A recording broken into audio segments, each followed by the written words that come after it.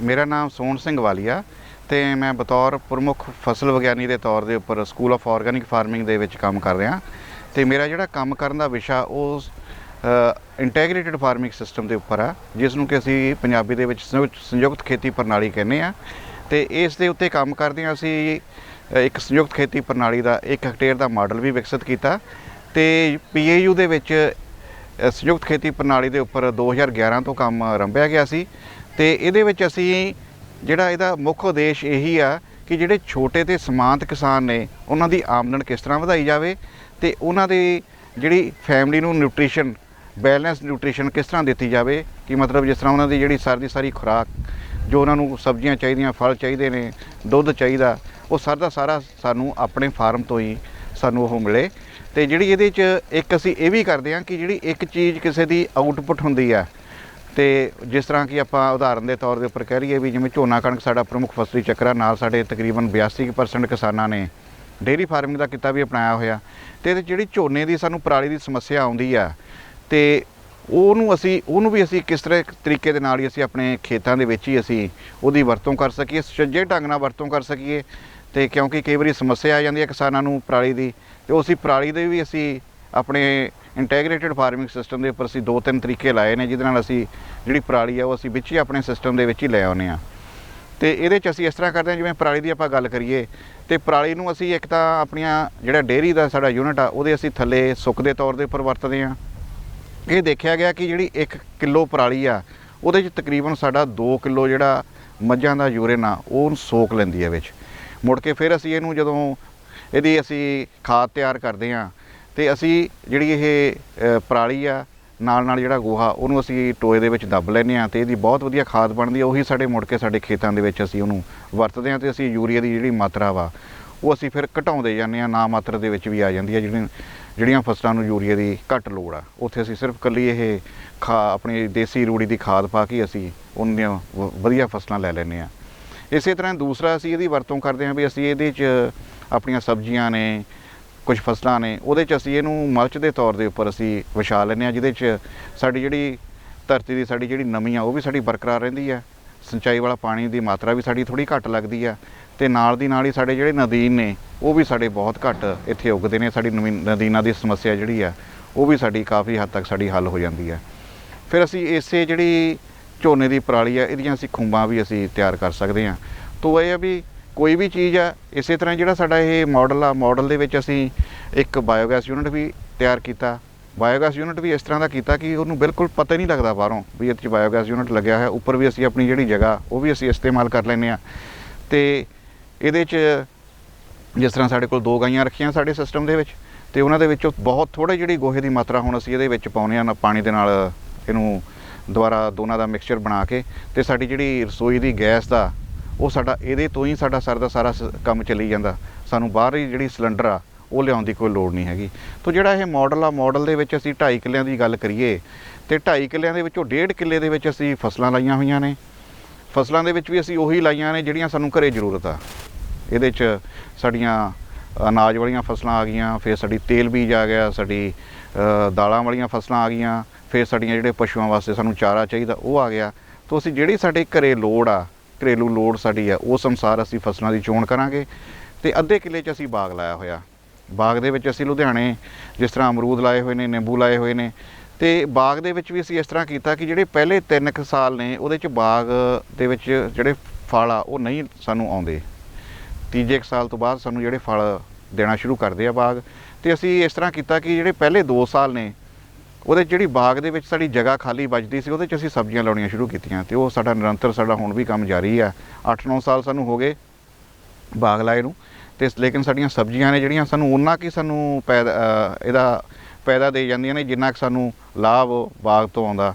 तो ਇਹ ਵੀ ਸਾਡਾ ਅੱਛਾ ਵਧੀਆ ਸਾਡਾ ਕੰਮ ਚੱਲਿਆ।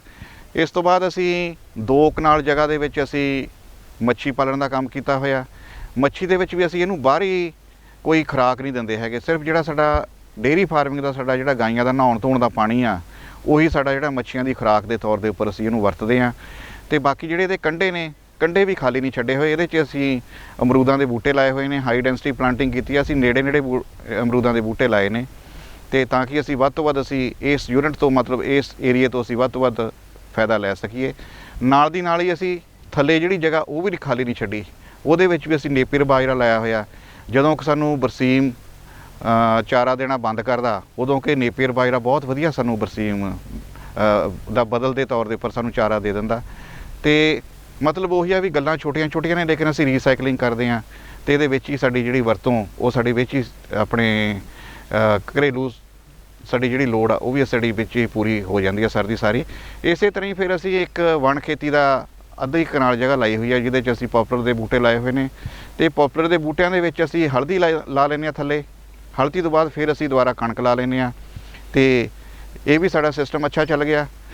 ਤੇ ਇੱਕ ਅਸੀਂ ਕੰਮ ਹੋਰ ਕੀਤਾ ਕਿ ਜੇਕਰ ਕਿਸੇ ਨੇ ਵੀ ਇੱਕ ਏਰੀਆ ਵਣ ਖੇਤ ਨੂੰ ਨਹੀਂ ਦੇਣਾ, ਉਹ ਫਿਰ ਕੀ ਕਰ ਸਕਦਾ, ਉਹ ਉੱਤਰ ਤੋਂ ਲੈ ਕੇ ਦੱਖਣ ਵਾਲੇ ਪਾਸੇ ਨੂੰ 1 ਕਿੱਲੇ ਦੀ ਵੱਟ ਦੇ ਉੱਪਰ 2-2 ਮੀਟਰ ਦੇ ਵਕਫੇ ਤੇ 22 ਬੂਟੇ ਲੱਗਦੇ ਨੇ। ਤਾਂ ਉਹ ਇਹ ਇਸੇ ਤਰ੍ਹਾਂ ਇਹ ਵੀ ਅਪਣਾ ਸਕਦਾ। ਇਹਦੇ 'ਚ ਕੀ ਹੁੰਦਾ ਵੀ ਜਦੋਂ ਗਰਮੀਆਂ ਆਉਂਦੀਆਂ ਨੇ ਉਦੋਂ ਸੂਰਜ ਸਾਡੇ ਬਿਲਕੁਲ ਸਿਰ ਦੇ ਉੱਪਰ ਹੁੰਦਾ ਤੇ ਸਾਡਾ ਜਿਹੜਾ ਪਰਛਾਵਾਂ ਸਾਡੀ ਜਿਹੜੀ ਥੱਲੇ ਵਾਲੀ ਫਸਲ ਆ ਉਹਦਾ ਜ਼ਿਆਦਾ ਨੁਕਸਾਨ ਨਹੀਂ ਕਰਦਾ। ਤੇ ਜਦੋਂ ਸਿਆਲ ਆਉਂਦਾ ਉਦੋਂ ਇਹਦੇ ਪੱਤੇ ਝੜ ਜਾਂਦੇ ਤੇ ਜਿਹੜੇ ਸਾਡੀ ਸੂਰਜ ਦੀ ਰੋਸ਼ਨੀ ਆ ਉਹ ਥੱਲੇ ਤੱਕ ਬਿਲਕੁਲ ਥੱਲੇ ਤੱਕ ਆਉਂਦੀ ਆ। ਤਾਂ ਇਹ ਵੀ 4-5 ਸਾਲ ਬਾਅਦ ਫਿਰ ਅਸੀਂ ਜਿਹੜੇ ਇਹ ਬੂਟੇ ਨੇ ਉਹਨੂੰ ਵੇਚ ਕੇ ਤੇ ਅਸੀਂ ਆਪਣਾ ਮਤਲਬ ਜਿਹੜੀ ਟੋਟਲ ਆਮਦਨ ਆ ਉਹ ਅਸੀਂ ਵਧਾ ਸਕਦੇ ਹਾਂ ਆਪਣੇ ਫਾਰਮ ਦੀ। ਇਹਦੇ ਜਿਹੜਾ ਨੁਕਸਾਨ ਹੋਊਗਾ ਉਹ ਘੱਟ ਹੋਊਗਾ, ਲੇਕਿਨ ਸਾਡਾ ਫਾਇਦਾ ਜ਼ਿਆਦਾ ਹੋਊਗਾ। ਲੇਕਿਨ ਉਸ ਤੋਂ ਵੀ ਉੱਪਰ ਜਿਹੜਾ ਫਾਇਦਾ ਕਿ ਅਸੀਂ ਆਪਣੇ ਜਿਹੜੇ ਵਾਤਾਵਰਨ ਦੇ ਵਿੱਚ ਅਸੀਂ ਆਕਸੀਜਨ ਵੀ ਅਸੀਂ ਦੇਵਾਂਗੇ, ਕਿਉਂਕਿ ਪੰਜਾਬ ਦੇ ਵਿੱਚ ਵੈਸੇ ਵੀ ਦਰਖਤਾਂ ਦੀ ਘਾਟ ਆ। ਅਸੀਂ ਇਸੇ ਤਰ੍ਹਾਂ ਹੀ ਆਪਣੀ ਜਿਹੜੀ ਦਰਖਤਾਂ ਦੀ ਪੂਰਤੀ ਕਰ ਸਕਦੇ ਹਾਂ। ਬਾਕੀ ਜਿਹੜਾ ਮੇਰੀ ਕਿਸਾਨ ਵੀਰਾਂ ਨੂੰ ਇਹੀ ਬੇਨਤੀ ਹੈ ਕਿ ਜਿਹੜਾ ਸਾਡੀ ਘਰੇਲੂ ਲੋੜਾਂ ਨੇ, ਜਿਸ ਤਰ੍ਹਾਂ ਸਾਡੀ ਸਬਜ਼ੀਆਂ ਨੇ, ਸਬਜ਼ੀਆਂ ਦਾ ਯੂਨੀਵਰਸਿਟੀ ਵੱਲੋਂ ਬਹੁਤ ਵਧੀਆ ਮਾਡਲ ਦਿੱਤਾ ਹੋਇਆ 6 ਮੀਟਰ ਬਾਈ 6 ਮੀਟਰ ਦਾ। ਉਹਦੇ 'ਚ 5-7 ਜਿਹੜੇ ਅਸੀਂ ਪਰਿਵਾਰ ਦੇ ਮੈਂਬਰ ਹਾਂ, ਸਾਨੂੰ ਸਬਜ਼ੀ ਬਾਹਰੋਂ ਲਿਆਉਣ ਦੀ ਕੋਈ ਲੋੜ ਨਹੀਂ ਪੈਂਦੀ ਹੈਗੀ। ਤੋ ਇਸੇ ਤਰ੍ਹਾਂ ਦੀਆਂ ਜਿਹੜੀਆਂ ਕੁਝ ਤਕਨੀਕਾਂ ਅਪਣਾ ਕੇ ਅਸੀਂ ਆਪਣੇ ਪਰਿਵਾਰ ਨੂੰ ਬਹੁਤ ਵਧੀਆ ਅਸੀਂ ਆਪਣਾ ਹਰ ਖੁਰਾਕੀ ਤੱਤ ਅਸੀਂ ਮੁਹੱਈਆ ਕਰਾ ਸਕਦੇ ਹਾਂ। ਤੇ ਅਸੀਂ ਆਪਣੀ ਜਿਹੜੀ ਸਾਡੀ ਆਮਦਨ ਆ ਉਹ ਵੀ ਅਸੀਂ ਆਪਣੇ ਪਰਿਵਾਰ ਵਾਸਤੇ ਅਸੀਂ ਵੱਧ ਤੋਂ ਵੱਧ ਅਸੀਂ ਆਪਣੇ ਖੇਤ ਤੋਂ ਅਸੀਂ ਲੈ ਸਕਦੇ ਹਾਂ। ਤਾਂ ਮੇਰੀ ਇਹੀ ਬੇਨਤੀ ਹੈ ਕਿ ਜਿਹੜਾ ਇਹ ਸਾਡਾ ਇੰਟੈਗਰੇਟਿਡ ਫਾਰਮਿੰਗ ਸਿਸਟਮ ਦਾ ਮਾਡਲ ਅਸੀਂ ਇੱਥੇ ਬਣਾਇਆ, ਇਹ ਵੀ ਹਰ ਕਿਸਾਨ ਦਾ ਵੱਖਰਾ ਵੱਖਰਾ, ਉਹਦਾ ਜਿਹੜਾ ਪਿੰਡ ਦੀ ਸ਼ਹਿਰ ਤੋਂ ਦੂਰੀ ਕਿੰਨੀ ਆ, ਉਹਦੀਆਂ ਆਪਣੀਆਂ ਲੋੜਾਂ ਕਿੰਨੀਆਂ ਨੇ, ਮਤਲਬ ਹਰ ਕਿਸਾਨ ਦਾ ਆਪਣਾ ਮਾਡਲ ਆ। ਹਰ ਕਿਸਾਨ ਵੀ ਆਪਣਾ ਮਾਡਲ ਬਣਾ ਕੇ ਉਹ ਆਪਣਾ ਵਧੀਆ ਆਪਣਾ ਗੁਜ਼ਾਰਾ ਅੱਛਾ ਕਰ ਸਕਦਾ। ਤੇ ਨਾਲ ਦੀ ਨਾਲ ਹੀ ਅਸੀਂ ਇੱਕ ਹੋਰ ਕੰਮ ਕੀਤਾ ਹੋਇਆ ਸੀ ਨਾ, ਇਹਦੇ 'ਚ ਕਰੌਂਦੇ ਦੀ ਵਾੜ ਲਾਈ ਹੋਈ ਆ। ਜਿਹੜਾ ਸਾਡਾ ਮਾਡਲ ਬਣਾਇਆ ਉਹਦੇ ਆਲੇ ਦੁਆਲੇ ਕਰੌਂਦੇ ਦੀ ਵਾੜ ਇਸ ਕਰਕੇ ਲਾਈ ਆ ਕਿ ਸਾਡਾ ਬਾਹਰੋਂ ਕੋਈ ਚੋਰੀ ਨਾ ਹੋਵੇ, ਕਿਉਂਕਿ ਕਰੌਂਦੇ ਦੇ ਕੰਡੇ ਕਾਫੀ ਵੱਡੇ ਹੁੰਦੇ ਆ ਤੇ ਉਹਦੇ 'ਚ ਮੁੜ ਕੇ ਉਹਦਾ ਫਰੂਟ ਵੀ ਲੱਗਦਾ। ਤੇ ਉਹ ਜਿਹੜਾ ਫਰੂਟ ਆ ਉਹਨੂੰ ਕਰੌਂਦੇ ਨੂੰ ਅਸੀਂ ਅਚਾਰ ਦੇ ਉੱਪਰ ਬਣਾਉਣ ਦੇ ਕੰਮ ਕਰ ਸਕਦੇ ਹਾਂ। ਅਸੀਂ ਉਹਦਾ ਸਕੈਸ਼ ਬਣਾ ਸਕਦੇ ਹਾਂ। ਬਹੁਤ ਹੀ ਵਧੀਆ ਇਹਦੇ 'ਚ ਵਿਟਾਮਿਨ ਸੀ ਦੀ ਮਾਤਰਾ ਬਹੁਤ ਹੁੰਦੀ ਹੈ। ਮਤਲਬ ਹਰ ਚੀਜ਼ ਤੋਂ ਅਸੀਂ ਫਾਇਦਾ ਲੈਂਦੇ ਹਾਂ। ਇਹ ਵੀ ਸਾਡਾ ਕਾਫੀ ਵਿਕ ਜਾਂਦਾ। ਤਾਂ ਸਾਡੀ ਜਿਹੜੀ ਟੋਟਲ ਜਿਹੜੀ ਸਾਡੀ ਆਮਦਨ ਆ ਉਹ ਸਾਡੀ ਕਣਕ ਝੋਨੇ ਦੇ ਮੁਕਾਬਲੇ ਸਾਡੀ ਕਾਫੀ ਜ਼ਿਆਦਾ ਆਉਂਦੀ ਹੈ। ਅਸੀਂ ਆਪਣੀਆਂ ਪਰਿਵਾਰ ਦੀਆਂ ਲੋੜਾਂ ਵੀ ਪੂਰੀਆਂ ਕਰਨੀਆਂ ਔਰ ਸਾਡੀ ਜਿਹੜੀ ਆਮਦਨ ਆ ਉਹ ਵੀ ਸਾਡੀ ਵੱਧ ਹੋ ਜਾਂਦੀ ਹੈ। ਸਾਡੇ ਸਕੂਲ ਆਫ ਆਰਗੈਨਿਕ ਫਾਰਮਿੰਗ ਦੇ ਵਿੱਚ ਜੈਵਿਕ ਖੇਤੀ ਦੇ ਉੱਪਰ ਵੀ ਕਾਫੀ ਕੰਮ ਸਾਡਾ ਹੋ ਰਿਹਾ। ਇਹ ਕੰਮ PAU ਦੇ ਵਿੱਚ 1995 ਤੋਂ ਆਰੰਭ ਕੀਤਾ ਗਿਆ ਸੀ ਜੈਵਿਕ ਖੇਤੀ ਦੇ ਉੱਪਰ। ਤੇ ਇਹਦੇ 'ਚ ਜਿਹੜੀ ਪਹਿਲੀ ਰਿਕਮੈਂਡੇਸ਼ਨ ਆਈ ਆ ਉਹ ਸਾਡੀ 2004 ਦੇ ਵਿੱਚ ਅਸੀਂ ਇਹਦੀ ਪਹਿਲੀ ਸਿਫਾਰਿਸ਼ ਕੀਤੀ ਸੀ। ਤੇ ਇਹਦੇ ਵਿੱਚ ਇਹੀ ਦੇਖਿਆ ਕਿ ਜਿਸ ਤਰ੍ਹਾਂ ਆਪਣੀਆਂ ਸਾਉਣੀ ਦੇ ਵਿੱਚ ਮੱਕੀ ਹੋ ਗਈ ਤੇ ਸਾਡੀ ਸੋਇਆਬੀਨ ਹੋ ਗਈ, ਸਾਡੀ ਮੂੰਗੀ ਹੋ ਗਈ, ਇਹ ਸਾਡੀਆਂ ਜਿਹੜੀਆਂ ਫਸਲਾਂ ਨੇ ਅਸੀਂ ਜੈਵਿਕ ਤੌਰ ਦੇ ਉੱਪਰ ਬਹੁਤ ਵਧੀਆ ਅਸੀਂ ਤਿਆਰ ਕਰ ਸਕਦੇ ਹਾਂ। ਹਲਦੀ ਹੈ, ਤੋ ਜੇ ਆਪਾਂ ਸਬਜ਼ੀਆਂ ਦੇ ਉੱਪਰ ਲਾਈਏ, ਸਬਜ਼ੀਆਂ ਦੇ ਵਿੱਚ ਸਾਡੀ ਹਲਦੀ ਆ, ਸਾਡੇ ਪਿਆਜ਼ ਨੇ, ਭਿੰਡੀ ਆ, ਮਟਰ ਨੇ, ਤੇ ਇਹ ਅਸੀਂ ਜੈਵਿਕ ਤੌਰ ਦੇ ਉੱਪਰ ਵਧੀਆ ਤਰੀਕੇ ਨਾਲ ਅਸੀਂ ਤਿਆਰ ਕਰ ਸਕਦੇ ਹਾਂ। ਤੇ ਜੇ ਅਸੀਂ ਇਹਦੇ 'ਚ ਕਿਹੜੇ ਸਿਸਟਮ ਨੇ ਅਸੀਂ ਜਿਨ੍ਹਾਂ 'ਤੇ ਕੰਮ ਕੀਤਾ, ਜਿਹੜੇ ਸਿਫਾਰਿਸ਼ ਕੀਤੇ ਆ ਉਹਨਾਂ ਦੀ ਮੈਂ ਗੱਲ ਕਰਾਂ ਤੇ ਉਹਦੇ 'ਚ ਸਾਡਾ ਝੋਨਾ ਕਣਕ ਫਸਲੀ ਚੱਕਰ ਆ, ਸਾਡਾ ਬਾਸਮਤੀ ਕਣਕ ਫਸਲੀ ਚੱਕਰ ਆ, ਸੋਇਆਬੀਨ ਕਣਕ ਆ, ਮੱਕੀ ਕਣਕ ਫਸਲੀ ਚੱਕਰ ਆ, ਮੱਕੀ ਆਲੂ ਪਿਆਜ਼ ਫਸਲੀ ਚੱਕਰ ਆ। ਮੱਕੀ ਆਲੂ ਤੇ ਪਿਆਜ਼ ਦੇ ਵਿੱਚ ਅਸੀਂ ਦੁਬਾਰਾ ਹੋਰ ਥੋੜ੍ਹਾ ਕੰਮ ਕੀਤਾ ਕਿ ਕਿਉਂਕਿ ਜਿਹੜੇ ਪਹਿਲੇ 2-3 ਸਾਲ ਹੁੰਦੇ ਆ ਉਹਦੇ 'ਚ ਥੋੜ੍ਹੀ ਇਹਦੇ 'ਚ ਜਿਹੜੀ ਉਤਪਾਦਨ ਘੱਟ ਜਾਂਦਾ, ਕਿਉਂਕਿ ਜਦੋਂ ਅਸੀਂ ਆਰਗੈਨਿਕ ਫਾਰਮਿੰਗ ਦੇ ਉੱਤੇ ਕੰਮ ਕਰਦੇ ਹਾਂ ਤੇ ਉਹਦੇ 'ਚ ਸਾਡਾ ਸਾਰਾ ਦਾ ਸਾਰਾ ਅਸੀਂ ਵੀ ਸਿਰਫ ਤੇ ਸਿਰਫ ਅਸੀਂ ਜੈਵਿਕ ਖਾਦਾਂ ਤੋਂ ਹੀ ਅਸੀਂ ਤਿਆਰ ਕਰਦੇ ਹਾਂ। ਜਿਹੜੀ ਇਹਦੀ ਜਿਹੜੇ ਇਹਨੂੰ ਨਿਊਟ੍ਰੀਐਂਟ ਚਾਹੀਦੇ ਨੇ ਫਸਲਾਂ ਨੂੰ, ਤੇ ਉਹਦੇ 'ਚ ਕਦੇ ਇਹ ਹੁੰਦਾ ਵੀ ਜਿਹੜਾ 2-3 ਸਾਲ ਜਿਹੜਾ ਸਾਡਾ ਝਾੜ ਘੱਟ ਜਾਂਦਾ, ਉਹਦੀ ਪੂਰਤੀ ਵਾਸਤੇ ਅਸੀਂ ਇਹ ਕੀਤਾ ਵੀ ਜਿਹੜੀਆਂ ਥੋੜ੍ਹਾ ਜਿਹਦੇ 'ਚ ਫਸਲਾਂ ਦੇ ਵਿੱਚ ਥੋੜ੍ਹਾ ਜਿਹਾ ਵਕਫਾ ਜ਼ਿਆਦਾ ਲਾਈਨਾਂ ਕਤਾਰ ਤੋਂ ਕਤਾਰ ਦਾ, ਉਹਦੇ 'ਚ ਅਸੀਂ ਉਹਨੂੰ ਹੋਰ ਜਿਹੜੀਆਂ ਇੰਟਰਕ੍ਰੋਪਿੰਗ ਬੀਜ ਕੇ ਅਸੀਂ ਅੰਤਰ ਫਸਲਾਂ ਬੀਜ ਕੇ ਉਹ ਅਸੀਂ ਆਪਣਾ ਮੁਨਾਫਾ ਵੀ ਕਰ ਸਕਦੇ ਹਾਂ। ਅਤੇ ਇਹਦੇ 'ਚ ਅਸੀਂ ਇਹੀ ਕਿਹਾ ਵੀ ਜਿਹੜਾ ਆਲੂ ਨੇ, ਆਲੂਆਂ ਦੀ ਜਿਹੜੀ ਵੱਟ ਆ ਉਹਦੇ ਨਾਲ ਅਸੀਂ ਇੱਕ ਲਾਈਨ ਮੂਲੀ ਦੀ ਵੀ ਲਾ ਦਈਏ, ਅਤੇ ਉਹਦੇ ਤੋਂ ਫਿਰ ਸਾਡੀ ਜਿਹੜੀ ਮੂਲੀ ਹੈ ਸਾਡੀ 45 ਤੋਂ 50 ਦਿਨ ਬਾਅਦ ਸਾਡੀ ਤਿਆਰ ਹੋ ਜਾਂਦੀ, ਅਸੀਂ ਮੰਡੀ 'ਚ ਵੇਚ ਸਕਦੇ ਹਾਂ।